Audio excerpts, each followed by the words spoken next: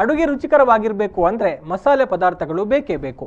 ಆದರೆ ಎಲ್ಲವೂ ಕಲಬೆರಕೆಮಯವಾಗಿರುವಂತಹ ಇಂದಿನ ದಿನಗಳಲ್ಲಿ ನೈಸರ್ಗಿಕ ಸುರಕ್ಷಿತ ಮಸಾಲೆ ಪದಾರ್ಥಗಳನ್ನು ಮಾರುಕಟ್ಟೆಗಳಲ್ಲಿ ಹುಡುಕೋದು ಬಹಳ ಕಷ್ಟ. ಇಂತಹ ಸಂದರ್ಭದಲ್ಲಿ ಒಂದು ಉತ್ತಮ ಆಯ್ಕೆ ಅಂದರೆ ಅದು ವನಸ್ಥ ಉತ್ಪನ್ನಗಳು. ಯಾವುದೇ ಕಲಬೆರಕೆ ಇಲ್ಲದೆ ಗ್ರಾಹಕರ ಆರೋಗ್ಯದ ಏಕಮೇವ ಕಾಳಜಿಯೊಂದಿಗೆ ವನಸ್ಥ ಆಗ್ರೋ ಫುಡ್ ಪ್ರೈವೇಟ್ ಲಿಮಿಟೆಡ್ನ ಉತ್ಪನ್ನಗಳು ಇದೀಗ ಮಾರುಕಟ್ಟೆಗೆ ಲಗ್ಗೆ ಇಟ್ಟಿವೆ. ಬೆಂಗಳೂರಿನಲ್ಲಿ ಸಂಸ್ಥೆಯ ರಾಯಭಾರಿ ಬಿಗ್ ಬಾಸ್ ಸೀಸನ್ 7ನ ವಿನ್ನರ್ ಶೈನ್ ಶೆಟ್ಟಿ ಅವರ ಮೂಲಕ ಮಾರುಕಟ್ಟೆಗೆ ಬಿಡುಗಡೆಗೊಂಡಿವೆ.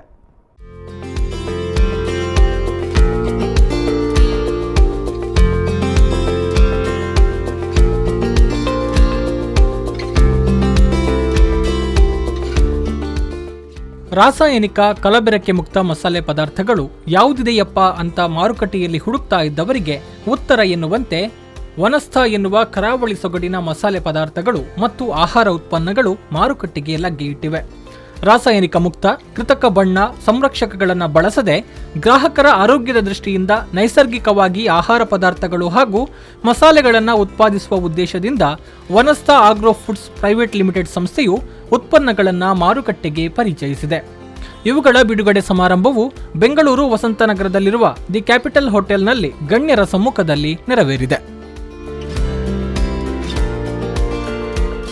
ಕಾರ್ಯಕ್ರಮಕ್ಕೆ ಬಿಗ್ ಬಾಸ್ ಸೀಸನ್ 7ನ ವಿನ್ನರ್ ನಟ ಶೈನ್ ಶೆಟ್ಟಿ ಅವರು ಅಧಿಕೃತವಾಗಿ ಚಾಲನೆ ನೀಡಿ ನೂತನ ವನಸ್ಥ ಉತ್ಪನ್ನಗಳನ್ನು ಮಾರುಕಟ್ಟೆಗೆ ಬಿಡುಗಡೆಗೊಳಿಸಿದ್ರು.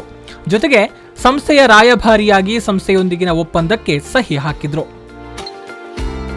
ಕಾರ್ಯಕ್ರಮದಲ್ಲಿ ದಿವ್ಯ ಸಾನ್ನಿಧ್ಯ ವಹಿಸಿದ್ದ ಅವಧೂತ ಶ್ರೀ ವಿನಯ್ ಗುರೂಜಿ ಅವರು ಫಾಸ್ಟ್ ಫುಡ್ ಲೈಫ್ನಲ್ಲಿ ಮರೆಯಾಗ್ತಾ ಇರುವ ಪಾರಂಪರಿಕ ರುಚಿಯನ್ನ ಮತ್ತೆ ಜನರ ಮುಂದೆ ತರುವಂತಹ ವನಸ್ಥ ಸಂಸ್ಥೆಯ ಪ್ರಯತ್ನ ಮೆಚ್ಚುವಂಥದ್ದು ಅಂತ ಹೇಳಿದ್ರು.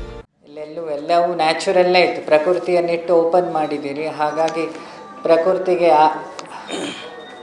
ನಾನ್ ಕೆಮಿಕಲ್ ಅಂತ ಇದರ ಪ್ರಾಡಕ್ಟು ನಾನ್ ಕೆಮಿಕಲ್, ಅದಕ್ಕೆ ಖುಷಿ ಆಯಿತು. ಹಾಗಾಗಿ ನಾವೆಲ್ಲ ನಾನ್ ಕೆಮಿಕಲ್ ರೆವಲ್ಯೂಷನನ್ನು ಶುರು ಮಾಡಬೇಕು. ಇದೊಂದು ರೆವಲ್ಯೂಷನ್ ಇವರ ಮಸಾಲೆ ಡೈಲಿ ಯೂಸ್ ಆಗೋ ಪ್ರಾಡಕ್ಟ್, ಹೆಂಗಸರಿಗೆ ಮಸಾಲ ಮತ್ತು ಜಾಮೂನ್ ಎಲ್ಲ, ಕೊಬ್ಬರಿ ಎಣ್ಣೆ ಎಲ್ಲವೂ ಇದೆ, ಎಲ್ಲವೂ ಶುದ್ಧ ಅಂತಿದೆ. ಹಾಗಾಗಿ ಕೆಮಿಕಲ್ ರಹಿತ ಜೀವನವನ್ನು ಶುರು ಮಾಡುವ ಅದೇ ನಮ್ಮ ಸನಾತನ ಪದ್ಧತಿ. ನಾವೆಲ್ಲ ನಮ್ಮ ಜೀವನದಲ್ಲಿ ನಾನ್ ಕೆಮಿಕಲನ್ನು ಅಳವಡಿಸ್ಕೊಳ್ಳೋಣ. ಇಂಥ ಆಹಾರ ವಸ್ತುಗಳನ್ನು ಜಾಸ್ತಿ ಎಂಕರೇಜ್ ಮಾಡುವ. ನಮ್ಮ ಸ್ವದೇಶಿನೂ ಹೌದಿದೆ. ನಾವಿದೆಲ್ಲ ನಮ್ಮ ಅಮ್ಮಂದ್ರ ಹತ್ರ, ಅಜ್ಜಿಯಂದ್ರ ಹತ್ರ ಕಲ್ತಿದ್ದೀವಿ.